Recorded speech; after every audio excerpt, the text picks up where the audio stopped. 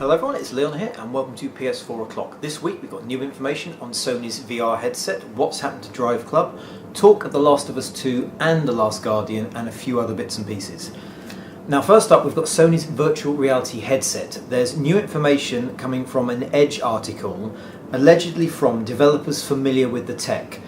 Now, it's strongly rumoured that this will be revealed on March the 18th at GDC at a Sony talk called Driving the Future of Innovation. Word is that this will be a PlayStation branded peripheral, and Sony's technology is currently far superior to Oculus Rift's first incarnation. That's not taking into consideration the Crystal Cove Rift development kit. There will be very little software at this presentation, possibly a tech demo from Sony's first party studio somewhere along the lines. That ties in with previous stories that the GDC presentation would be a tech demo and then the games would follow in E3. Something that is quite significant is this presentation is being made by Sony Computer America R&D leads Richard Marks and Anton Mikhailov. These two guys are sort of the heart and soul of Sony's research and development. They're behind Move, they're behind iToy, they're behind the really big kind of peripheral technological advances that Sony make. They're not normally wheeled out just to talk about any old stuff, so the fact that they're there, that's very significant. Also, Shuhei Yoshida is going to be there as well, so it implies that something big is coming, and all the rumours are saying it will be the virtual reality headset being revealed. Now that ties in nicely with Driveclub, which has been rumoured as one of the potential virtual reality games.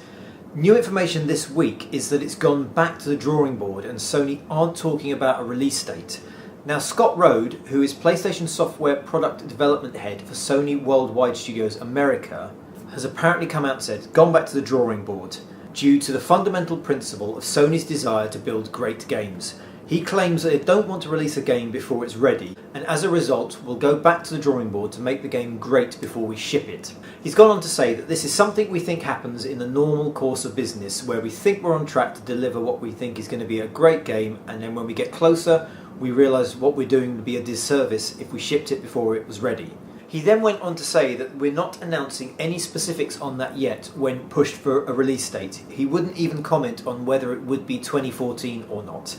It's a little odd because it wasn't that long ago that Driveclub's own Twitter account tweeted an April 9th release date and then deleted it. Now it could be that Sony have retooled Driveclub for virtual reality, but in doing so have increased the development time significantly, and that's why they're not commenting on a release date. I'm just guessing there, but it's a possibility. Now we've had a very tiny piece of information on a potential The Last of Us 2 from Naughty Dog, who recently cleaned up at the BAFTAs with 5 awards. Now at the BAFTAs, Neil Druckmann was interviewed, and he didn't say anything concrete, but he had said that Naughty Dog was still trying to figure it out when he was asked about The Last of Us 2, and he said that we are brainstorming some stuff, so we'll see where that goes.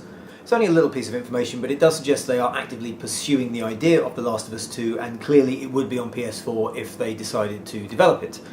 There's also a tiny bit of information on a side note about the movie. We know now that the film that's being developed with Screen Gems and Sam Raimi is being written by Neil Druckmann and will follow the story of the main game.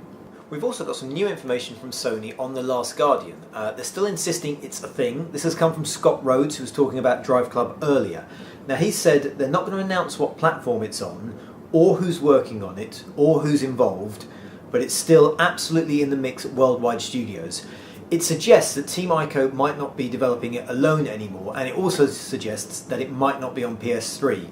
It had been rumoured quite a long time ago that it had been moved to Orbis when that was a code name for PS4. This suggests that The Last Guardian is now going to be a PS4 game and it's potentially being developed by another studio. The message he's giving out is quite similar to what he was saying about Driveclub. He's quoted as saying, "We want to make great games, and when we see that the public is so interested in a specific game, that drives us to want to complete that game. But it also drives us to want to make it great. We would not want to ship a game if we don't think it's great."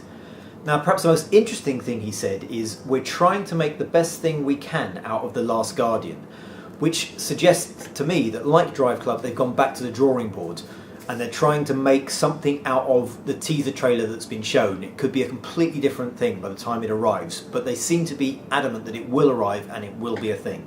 And finally, just to round up, we've got a few extra bits of information. The Order has revealed some new locations through its Japanese website.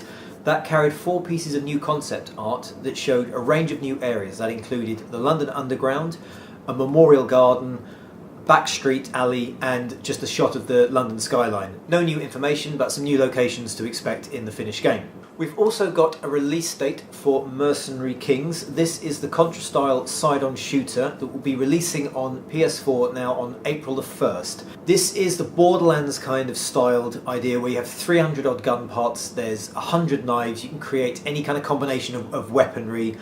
That April the 1st release date does have a slight smack of PS Plus about it, so we'll have to wait and see whether that happens. And finally, we also now know that Gone Home will be coming to consoles. There's no specific platform other than PlayStation, but PS4 would be the obvious choice. This is the exploratory based title that sees you arriving home to find your house deserted, and you wander around trying to sort of find out what happened. It's received loads of really good reviews. It's a really interesting title. It's in the same sort of vein really as Everyone's Gone to the Rapture, where it's a kind of almost an interactive story. But I think it's an interesting title to bring to PlayStation 4. I think it's a really good indication of what the future might hold. So there you go, that is this week's news roundup. We've got Sony potentially announcing a PlayStation branded VR headset at GDC next week in a session called Driving the Future of Innovation. We know that Driveclub has gone back to the drawing board. Whether that's anything to do with it being retooled as a VR game or not, we don't know. Naughty Dog are talking about The Last of Us 2, saying they're brainstorming some stuff, but they haven't really fixed anything concrete yet.